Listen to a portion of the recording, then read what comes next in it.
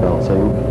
We're the lining supplier to the lining company, and we've been supplying them for about 18 months now. We are a company originally based in England.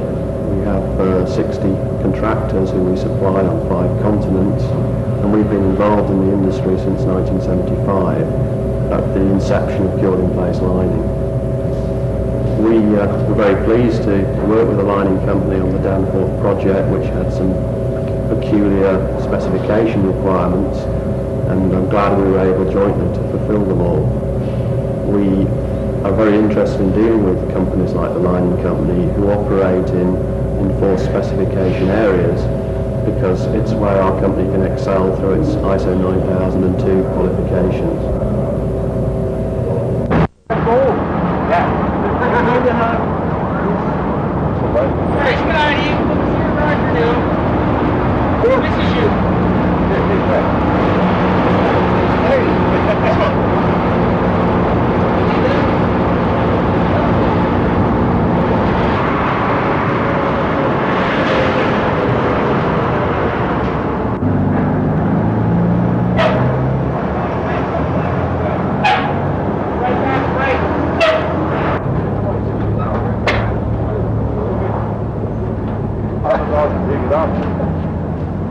I'm Ian Doherty.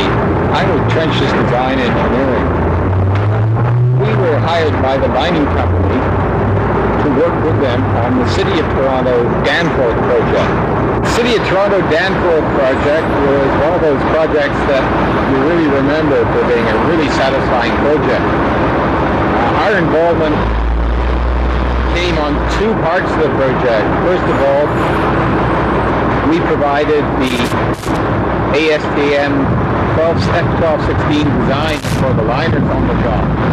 The second part of the project, which is most unusual, is this project had a requirement to keep all the buildings' sewer services in flow during the lining. Usually these services are allowed to back up for an 8 or 10 hour period. In this case, there was a requirement to keep all the buildings and restaurants in service the whole time.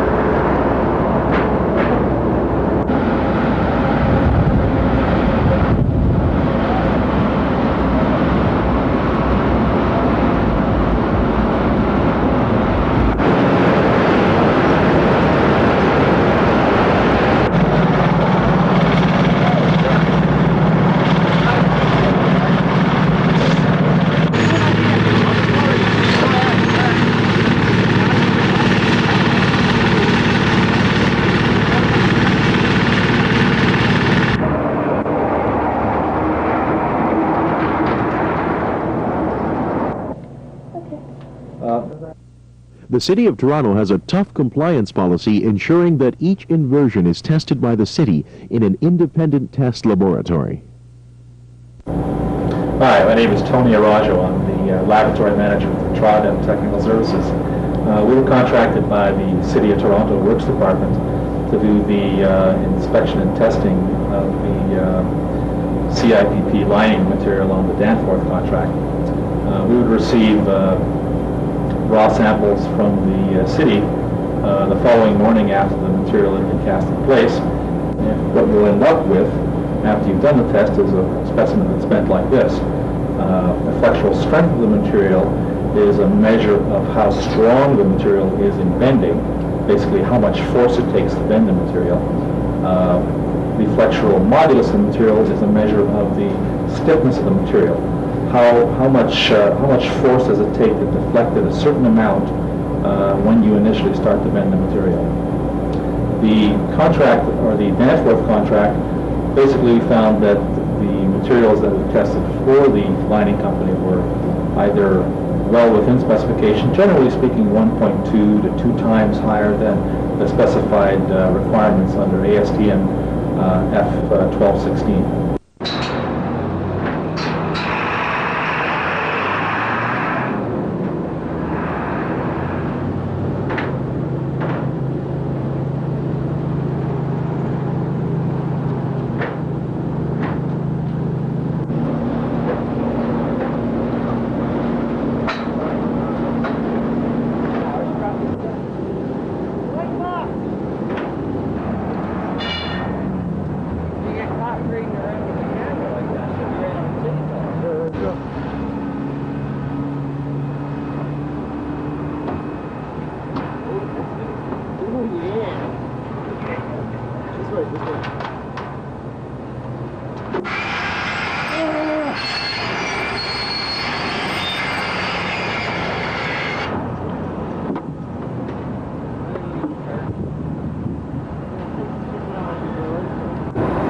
A discussion with Randy Smith, contract supervisor for the City of Toronto City Work Services, led to the following comments regarding factors such as budget and timeline.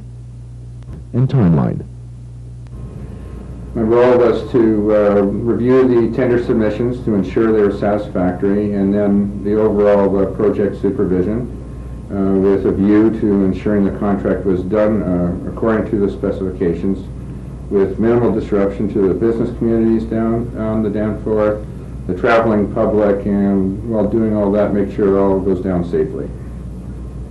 I'm pleased to say that the mining company was able to complete the work in 63 days out of 100 allowed. Project started March the 10th and finished on June the 5th, well ahead of schedule. I'm pleased to say there was not a single complaint from the business community nor the traveling public, and also pleased to say that we got great cooperation from both the business improvement associations on the Danforth. It was a pleasure working with them.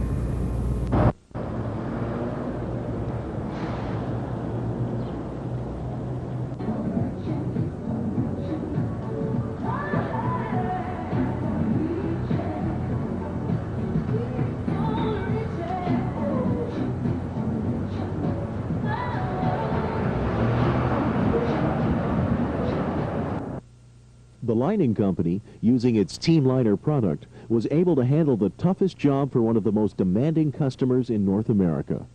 Third-party testing was carried out on all engineering parameters. The City of Toronto required a minimum of 250,000 PSI